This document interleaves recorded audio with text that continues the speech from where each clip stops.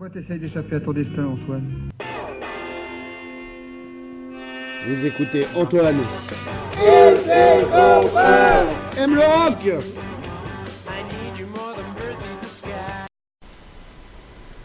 Ravi de vous retrouver encore une fois pour un podcast discographie une fois de plus.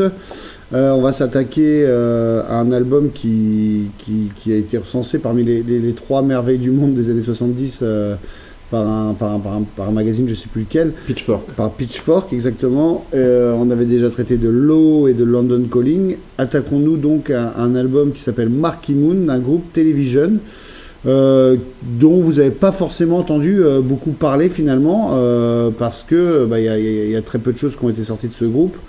Et pour ça, il y a Benjamin Durand qui est venu nous rendre une petite visite sur le plateau. Salut Benjamin. Salut Antoine. Alors, comment on peut attaquer directement lançons-nous dans le vif du sujet. Sur Marquee Moon ou sur Television? Déjà, raconte-nous qui est Television quand ils arrivent, etc. quoi. Un groupe américain donc formé à New York, de la scène du CBGB, donc pour schématiser et un petit peu parler des groupes issus de la scène du CBGB au milieu des années 70. Ce sont les Ramones, Blondie, Talking Heads, donc Television, Patti Smith aussi, et aussi les Dead Boys. Donc D'accord. voilà, c'est toute cette scène-là, cette scène du punk new-yorkais, suite directe du mouvement lancé un peu par les New York Dolls, qui était lui-même issu de l'arbre commencé avec le Velvet Underground et les Stooges. D'accord, donc moi ce que j'aimerais essayer de faire comprendre à nos auditeurs, c'est pourquoi encore quasiment 40 ans, 30 ans après, c'est quoi, c'est 77, donc oui, on est bien 40 ans après. 30 ou 40, j'arrive même plus à compter. 40 ans, déjà, ça nous rajeunit pas.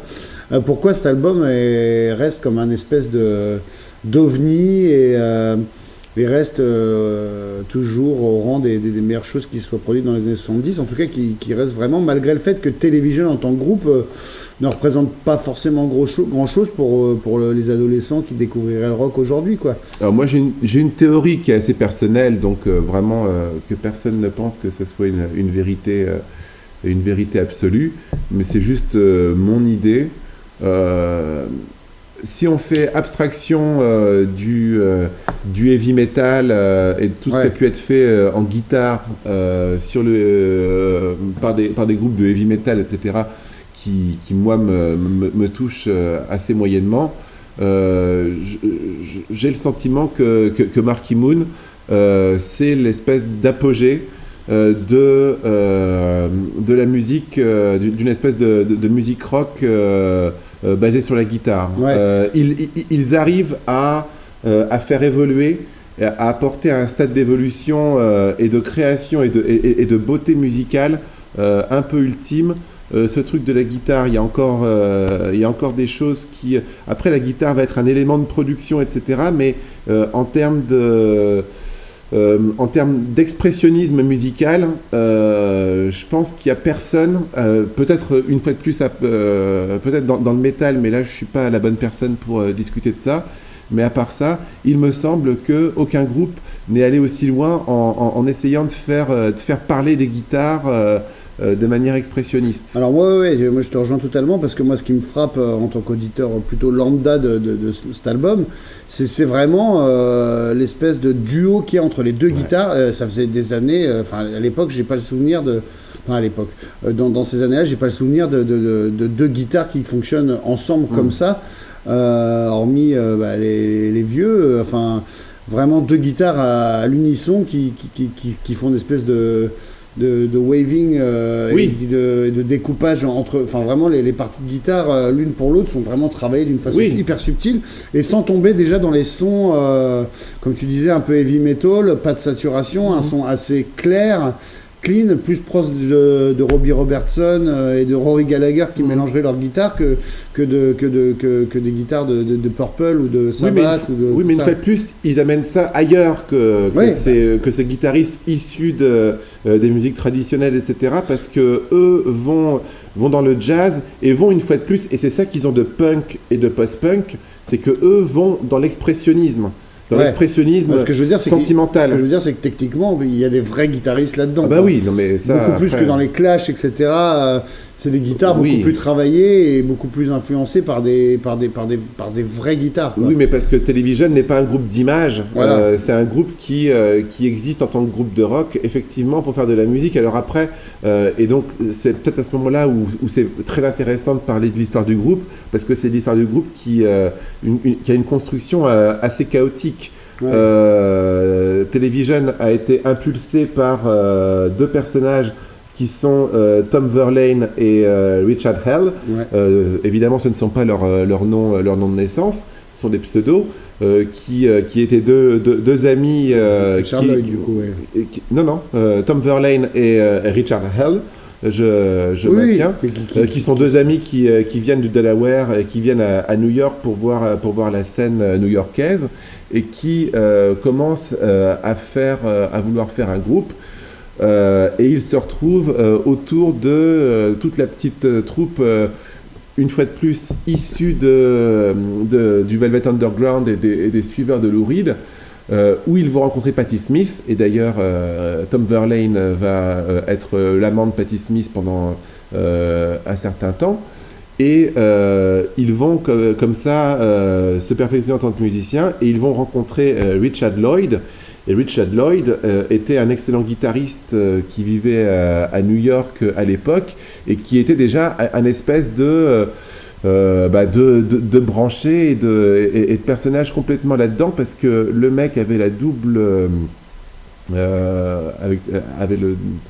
Double casquette. Double casquette, enfin en tout cas, était lié à deux choses assez importantes à New York. Il était le meilleur ami du disciple de Jimi Hendrix, dont j'ai oublié le nom, mais Jimi Hendrix avait un disciple qui n'est pas du tout devenu connu ensuite par ailleurs. C'est pas Eddie Hazel de Funkadelic, non, par pas exemple. du tout. Non, mais il avait un gamin qui avait 10-12 ans, etc., quand Hendrix était à New York pour faire Electric Ladyland. Et Hendrix s'était pris d'affection pour lui, et il lui donnait un petit peu des cours de guitare, etc., et son meilleur ami, c'était Richard Lloyd, et lui-même a enseigné des choses de guitare à Richard Lloyd. Et par la suite, Richard Lloyd a voulu vraiment traîner dans l'underground new-yorkais, et il s'est retrouvé à être un régulier de Maxis Kansas City, où il a vu un petit peu tout ce qui se passait, notamment dans les backrooms de Maxis Kansas City. Et donc Richard Lloyd, quand on l'écoute en interview, c'est un mec qui va te parler du fait que... c'était la débauche absolue, etc. là-dedans, mais surtout un formidable vivier pour rencontrer des gens fascinants. Et donc c'est comme ça qu'effectivement ces gens-là sont en contact avec des Debbie Harry, des Patti Smith, etc. Et donc quand cette scène se forme au CBGB et tout ça, ils rencontrent ces mecs très charismatiques que sont Tom Verlaine et Richard Hell, mais avec des personnalités vachement différentes. Richard Hell, qui est vraiment l'espèce de beau gosse, l'espèce de James Dean des années 70 et tout ça, qui lui a déjà ce côté punk, et d'ailleurs c'est un peu lui qui invente le personnage punk. Et Tom Verlaine, qui lui est beaucoup plus introverti, beaucoup plus sérieux, mais qui lui a envie de faire de la musique très très sérieuse. Et donc Richard Lloyd, étant un vrai technicien à la guitare et ayant une approche limite... magie noire de la guitare, parce qu'il y avait apparemment dans les enseignements d'Hendrix, il y avait aussi un petit peu des côtés un peu vaudous d'enseigner là-dedans. Et Richard Lloyd était assez branché là-dessus, et donc voilà, il a cette approche-là, et le profil de Verlaine et Richard Hell l'a pas mal intéressé. Et donc ils forment le groupe, ils recrutent le batteur Bill Fica, et à ce moment-là le groupe est un petit peu bancal, parce que il y a Verlaine qui veut faire ses compositions, Richard Lloyd en a quelques-unes, mais il y a aussi encore Richard Hell à l'époque qui a ses compositions qui vont être connues ensuite quand il va les prendre pour lui en solo, genre Ouais. Blank Generation et tout ça.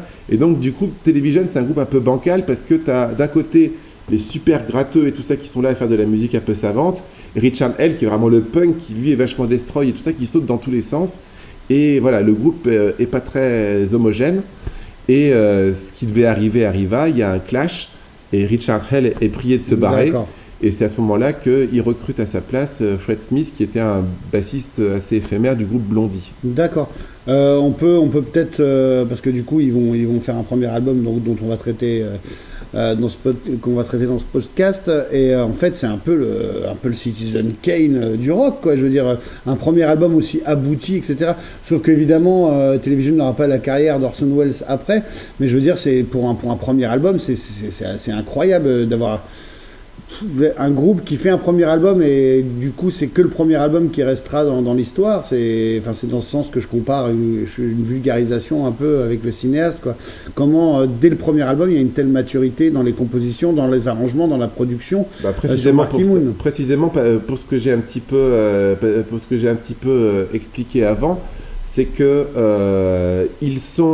c'est un groupe qui a vraiment une genèse très très lente, mais dans une émulation incroyable, quoi. C'est vraiment un groupe qui se forme en regardant quasiment toutes les semaines des vis-à-vis quand même assez prestigieux que sont les Ramones, Ouais. Blondie ou les Talking Heads.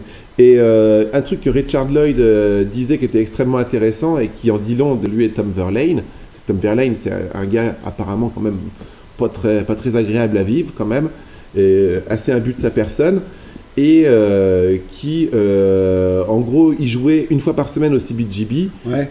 mais tous les autres soirs il y avait des groupes qui jouaient. Ouais. Et ben Verlaine ne venait jouer avec Television que les soirs où ils avaient des concerts, alors que Richard Lloyd lui Il était là tout- voulait vraiment apprendre des autres, Ouais, tous les et soirs. était là tout le temps et voulait un petit peu machin.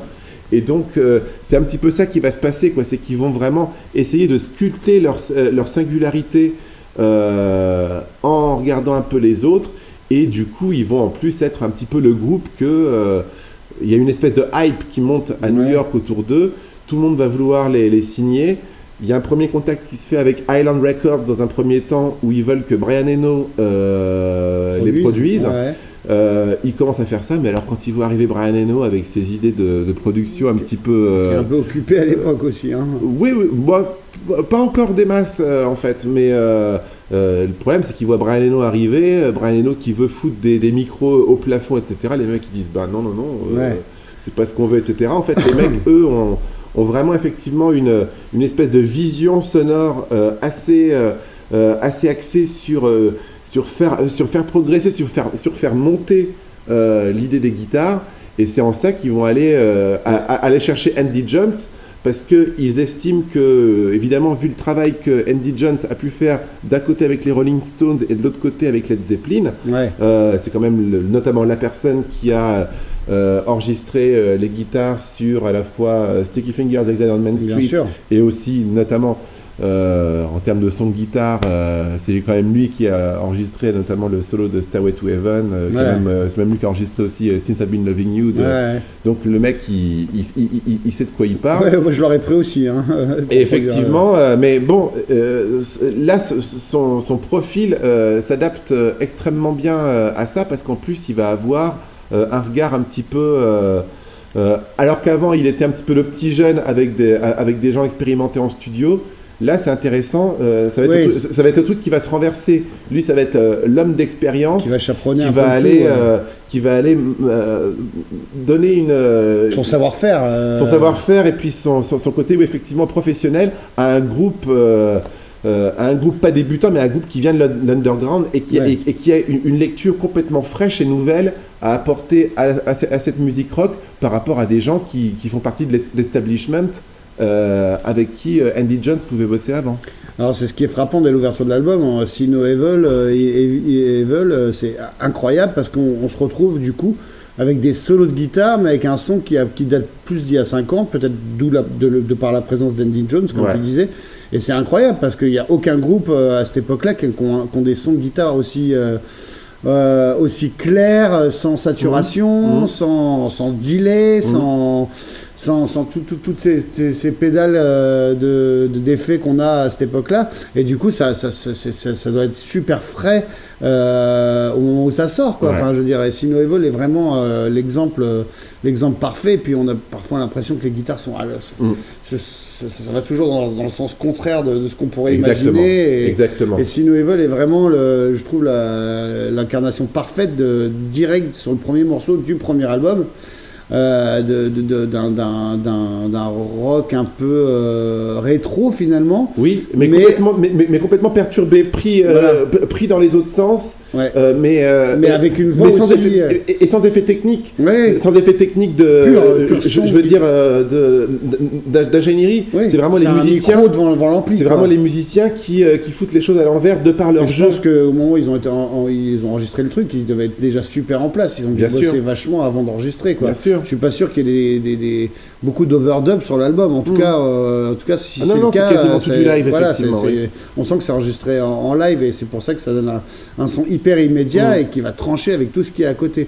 Donc, qu'est-ce que tu veux rajouter donc sur Sino Evil qui ouvre l'album du coup direct, c'est une des plus belles introductions qu'on puisse imaginer sur un disque, parce que tout de suite l'urgence est patente, à la fois au niveau de l'attaque des guitares, l'espèce de réponse, question-réponse entre les deux guitaristes, la voix de chat égorgé de Tom Verlaine. Ouais, complètement. Et les textes aussi, du coup, on va en parler. Oui. C'est un peu quoi, un peu le propos de Tom Verlaine? Tu disais que c'était un personnage un peu pédant, un peu donc qui sortait donc dans les clubs juste pour faire ses concerts. Le reste du temps, il était chez lui à écrire. Oui, c'est ça. Il était et à practice, à s'exercer à la guitare. C'est aussi d'ailleurs une des raisons pour lesquelles Richard Hell a été viré, c'est que c'était celui qui bossait pas ses parties, quoi. Enfin, c'était vraiment des énormes bosseurs. Les mecs de Television, et Richard Hell, lui, était vraiment là pour être bien sur la photo, quoi. Ouais. Donc, l'écriture de Richard Hell est une fois de plus extrêmement inspirée par celle de Patti Smith, c'est-à-dire une écriture extrêmement introspective, qui parle d'impression, qui veut essayer de faire sortir les choses les plus intimes de ses sensations sur... ça parle beaucoup de perception, en fait. Il y a cette phrase que je trouve toujours très marquante sur la chanson Friction, qui dit My eyes are like telescopes. Donc voilà, je trouve que ça en dit assez long sur le point de vue. Kaleidoscope eyes, peut-être aussi. Il y a une influence de ça. Mais voilà, c'est vraiment extrêmement basé là-dessus. Alors qu'est-ce qui fait en fait du coup que quasiment l'intégralité de l'album, je crois à une exception près, soit signé Tom Verlaine en termes de composition, alors que les guitares semblent être vraiment écrites par des guitaristes. Oui, d'ailleurs Richard Lloyd dit clairement qu'il s'est fait entuber, gruger sur... ça s'entend, tu peux pas... Il s'est fait gruger sur les crédits. Non, voilà, Verlaine avait vraiment une personnalité extrêmement autoritaire. Ouais, et ça a marché. Il s'est battu pour foutre... il n'en pouvait plus de Richard Hell et de l'ombre que Richard Hell pouvait lui faire, etc. Et il a voulu que ça soit... Et donc, du coup, c'est un peu sa vision qui l'a emporté sur tout le reste. Il faut dire que Richard Lloyd, à cette époque-là, commence aussi à devenir héroïnomane. Il deviendra d'ailleurs un copain de défense de Anita Pallenberg. Oh là là, à cette époque-là, je sais pas si c'est la meilleure des idées. Ouais, mais enfin bon, il fait partie de roulette russe, etc. Les connaisseurs se souviendront peut-être que il y a beaucoup de propos de Richard Lloyd qui sont retranscrits dans une biographie de Keith Richards écrite par Victor Bockris. Parce que voilà, c'est toute... c'est quand même toute cette smala-là, cette smala du Lower East Side new-yorkais. Donc voilà, je pense que Richard Lloyd lâche un peu l'affaire aussi à cause de ça à ce moment-là, et donc c'est Verlaine qui imprime sa marque. Ouais. Mais bon, Verlaine, on s'en rendra compte par la suite, n'a pas l'étoffe pour bâtir une carrière là-dessus. Ouais. Oui. Mais bon, heureusement qu'il nous reste ce disque-là d'une perfection totale. Justement, pour prendre l'exemple de guitare à l'envers, je pense que le meilleur exemple, c'est la chanson éponyme, c'est Marquee Moon, où là c'est carrément incompréhensible. Je comparerais ça, alors je sais pas si vous allez comprendre le parallèle, à des morceaux comme comme Spanish Castle Magic de Hendrix, ou Manic Depression plus exactement, où tout a l'air d'être à l'envers, la batterie, tout, alors que rien n'est à l'envers, et c'est juste la façon dont est construit la chanson, elle passe son temps à te surprendre, quoi, rythmiquement.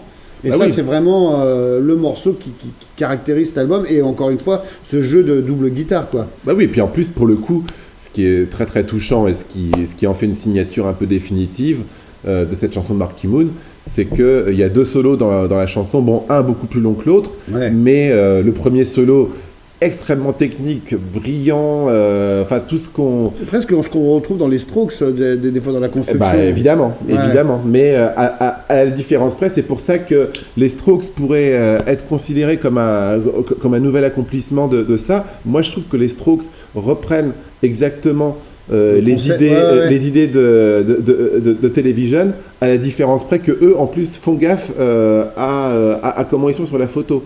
Alors que Television, on s'en bat un peu les steaks, parce que même ils paraissent peut-être plus clean que les Sex Pistols ou les... Ah bah ils le sont. Donc déjà quand même, tu crois qu'ils font pas gaffe, c'est pas étudié finalement une fois de plus, c'est des intellos, quoi. C'est vraiment des vrais... C'est vraiment des gens assez obsédés par la musique et ils veulent pas créer le chaos. Enfin, c'est en ça que ils arrivent, ils commencent les choses avant le punk, mais que Marky Moon est déjà pour moi un album post-punk. Et d'ailleurs, c'est pas pour rien que beaucoup d'artistes post-punk vont reprendre, notamment en Angleterre, vont reprendre des chansons de Marky Moon. Je pense à Siouxsie and the Banshees, ou un truc que j'ai envie de... je mettrai sûrement d'ailleurs sur la playlist, c'est Econ the Bunnymen, qui fait en live une reprise extrêmement longue, limite jam, mais de la chanson Friction, et leur reprise est géniale. Et d'ailleurs, les mecs de Television, Tom Verlaine, était lui-même un grand fan de cette reprise de Friction par Econ the Bunnymen. D'accord. Donc du coup là, moi j'ai évoqué vraiment les morceaux qui me reviennent à la face. Qu'est-ce que tu peux dire par exemple de Vénus, par exemple, qui est la deuxième chanson Vénus de Milo. Oui, non, parce que c'est sur un live, elle est titrée comme ça. Voilà, une chanson extrêmement, là encore, qui fait évidemment la métaphore sur la célèbre statue du Louvre, et qui, comme ça, une chanson d'apparition, etc. Mais une fois de plus, ce langage des guitares, quoi. Enfin bon, je sais pas, c'est à la fois, justement, c'est bien qu'il y ait cette référence à l'art, parce que on a l'impression un petit peu d'être au musée, quoi, quand on écoute cet album. Vraiment, c'est un album qui fait tellement bloc. Enfin, je veux dire, ça pourrait être un titre, quoi. L'album s'appelle Marky Moon, mais il pourrait ne pas y avoir de titre, tellement tout s'embrique à merveille, quoi, dans ce disque. Ah non, c'est fabuleux. Du début à la fin, voilà, c'est assez... ça donne beaucoup de regrets, évidemment, sur le fait qu'il n'y ait pas pu y avoir grand-chose d'autre. Après, Adventure, l'album qui suit, a son charme, hein, c'est clair. Et en plus, il revient à des choses un petit peu plus traditionnelles. Il y a des inflexions un peu plus bluesy, etc. dessus, mais... il a pas le souffle, il a pas le... Moi, l'équivalent auquel je pense toujours comme ça, d'un groupe qui donne toutes ses cartouches pour un premier album sorti du réel et qui va complètement fasciner les gens, c'est les Stone Roses, les Anglais des Stone Roses, 10 ans plus tard. Mais pour moi, c'est à peu près de ce niveau-là, le choc qu'est Marky Moon. Mais je le répète encore une fois, j'ai du mal à trouver personnellement que le rock à guitare soit allé plus loin depuis, quoi. C'est vraiment... Mais c'est ça que j'allais dire, c'est que émerveillement, contrairement à Nevermind the Bollocks des Sex Pistols, qui est vraiment ancré dans cette époque-là, je trouve que Television vieillit beaucoup mieux et va au-delà, en fait, d'une photographie de l'époque, je veux dire, en termes de rock music, quoi. C'est un disque qui s'écoute très bien et qui peut être appréhendé aujourd'hui en une écoute. C'est pas deux disques qui s'écoutent pareil. Non, mais bien sûr, mais c'est bien ça. Non, mais je veux dire, ça va plus loin que l'époque dans laquelle il est ancré, quoi. Mais l'intention n'est pas la même non plus. Oui, Alors, mais justement, c'est ça, parce ça qui me plaît autant. Parce que la qualité... Plus que Nevermind the Bollocks, même si Oui, c'est pas la même chose. Oui, mais la qualité de Nevermind the Bollocks a aussi attrait à la fois à la composition, qu'à l'espèce de vision d'ensemble du projet, au côté super production, j'ai C'est envie de bien dire. ça. Il y a un côté, voilà. Alors que là, on a vraiment affaire à de musicianship, Ouais. à vraiment de la qualité musicale, à l'expression pure d'une vision musicale, alors qu'il y a un côté vraiment artistique et politique dans les Sex Pistols qui est complètement absente ici.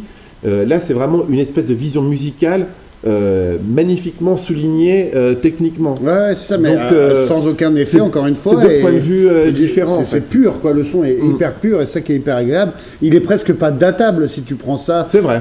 Si tu mets Marky Moon dans une playlist, quelle vrai. époque c'est? Vrai. Celui qui connaît pas, je serais bien curieux de vrai, savoir parce que, s'il le date de 77. Comme tu le disais, pour le coup, si on fait une playlist et qu'on enchaîne un morceau de Marky Moon avec un morceau des Strokes, c'est assez difficile de faire la différence. Ouais. Alors Marky Moon le morceau sort en single, alors quand même ce qui Oui, fait 9 mais minutes. en edit. Bah du coup oui, j'imagine qu'il y a une face A part 1 et une face... Non, c'est édité. C'est tronqué, Ouais, donc ouais. c'est une version de 3 minutes 30. Ouais. Oh là là, ça doit être un... Mais il y a aussi avant aussi, moi je rajouterais au disque, ce qui est le cas d'ailleurs dans une édition bonus parue dans les années 2000, c'est le single incroyable qui était sorti avant, Little Johnny Jewel, qui était d'ailleurs sorti qui est pas sur l'album. Hein. Voilà, qui était sorti sur un label indépendant, qui n'était pas sur Elektra, le label qui sort Marky Moon.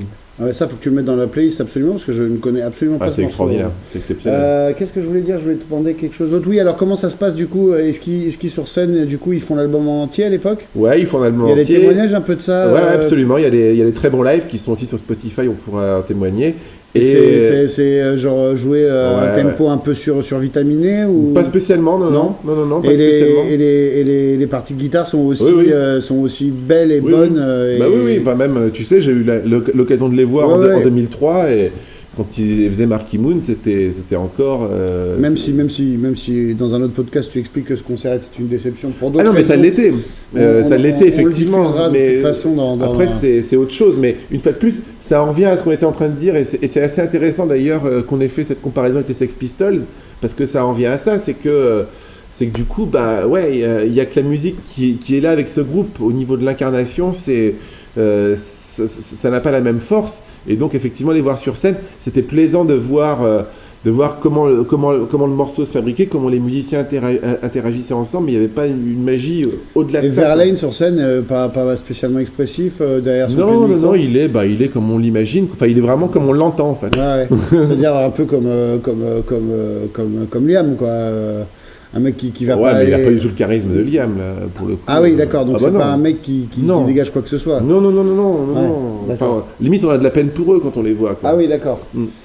Juste petite question, pourquoi, du coup, par rapport à ce qu'on disait sur les crédits, Guiding Light a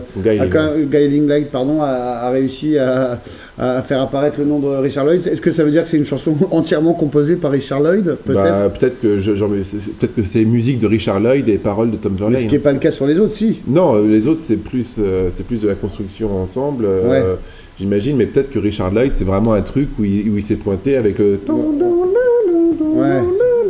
Ouais, c'est ça. Donc là, ce qui me paraît un peu le même cas sur les autres morceaux d'ailleurs. Est-ce que tu veux décrire un autre morceau? Parce que Prove It, je crois, était le deuxième single de cet album, même si les singles avaient un peu moins d'importance. Non. Si. Non, je veux dire, oui, je veux dire que je suis d'accord avec toi sur le fait que ça avait moins d'importance, surtout sur un groupe comme Television. Ouais. C'est vraiment l'album. Et en termes de vente, comment ça se passe? Du coup, ça se vend? Est-ce que ça... En Angleterre. En Angleterre, mais de façon correcte ou... Oui, c'est un bon succès. De toute façon, pour le coup, c'est la grande époque du Melody Maker et du NME, etc.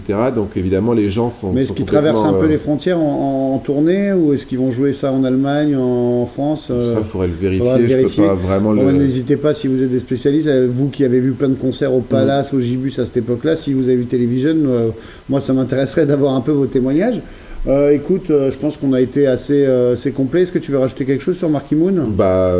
Juste sur effectivement le fait que c'est sans doute grâce à Marky Moon qu'on a l'émergence Du rock des années 2000, ouais. Ben non, Des Strokes. dans un premier temps du collège rock, du collège rock des années 80. Ah parce oui, que plus la scène mancunienne, genre les Stone Roses, etc. Non, je pensais plutôt sur un point de vue américain. Quand je parle du collège rock, c'est le collège rock américain, des groupes comme R.E.M. Il y a aussi... D'ailleurs, quand tu écoutes les premiers... Comment s'appelle cette chanson géniale d'R.E.M. Radio Free Europe. Voilà, ça vient de là aussi, quoi. Évidemment. Avec une voix aussi un peu inspirée de Tom Verlaine quelque part, même si elle est techniquement peut-être un peu plus maîtrisée, de la part de cet excellent chauve de Michael Stack, merci. C'est excellent chauve, j'adore. Je m'adore. Non, c'est faux. Je me trouve détestable. Bon, écoute, je trouve que écoute, c'est bien. Sinon, sur le remaster CD, sur l'édition, on a d'autres choses. Il y a les alternate takes qui sont toutes, qui sont géniales. Quoi. C'est un bonheur de les écouter jouer de toute façon. Tellement qu'ils étaient en place, quoi. Et puis tellement qu'ils sont inventifs, qu'ils ont une approche de la guitare. La mise en place de la guitare, c'est un des trucs qui est... Non, et puis ils vont chercher des trucs qui sont pas habituels, quoi. On a tellement eu l'habitude, avec le blues anglais, etc., d'avoir des espèces de stéréotypes de phrases où on sait ce qu'il faut être bien, etc. Enfin bon, voilà, ça n'a rien à voir avec tous les guitares héros qu'on adore par ailleurs, parce que c'est très très beau, mais c'est en dehors des stéréotypes. Parce que c'est pas spécialement lyrique comme guitare. Non, c'est expressif. Voilà, c'est ça, c'est très beau. C'est vraiment la différence qu'il faut... C'est pas beau d'ailleurs, c'est très direct et... J'ai envie de dire, ça parle peut-être pas quand on connaît pas la musique, mais justement c'est une raison de plus pour aller écouter ce disque, parce que ça n'existe pas ailleurs ce qui se fait là. La construction d'un solo des Strokes comme Reptilia, je trouve vient directement de là. C'est vraiment, moi je trouve ça... Il y a aussi Vision of Division des Strokes aussi, qui a un solo complètement... C'est d'une intelligence, d'une construction on te prend un contre-pied, on va te faire des plans qui sont pas forcément effectivement dignes des guitaristes lyriques, guitares héros que peuvent représenter. Mais c'est du blues, quoi. Ouais, voilà, c'est ça. C'est pas Jimmy Page, c'est pas David Gilmour, c'est pas Mick Taylor, quoi. Exactement. Et du coup, je trouve qu'on a fait un beau podcast, une fois de plus. En tout cas, c'est moi qui le pense. Et en tout cas, j'ai pris du plaisir à le faire. J'espère que toi aussi, Benjamin. Oh oui. Et j'espère que vous l'écouterez un petit peu, même si c'est des albums qui ne suscitent pas forcément d'enthousiasme au niveau des puristes de rock qui ne jurent que par Exile on Main Street et Who's Next. On vous embrasse là-dessus et on vous dit à très bientôt pour un nouveau podcast. Bisous.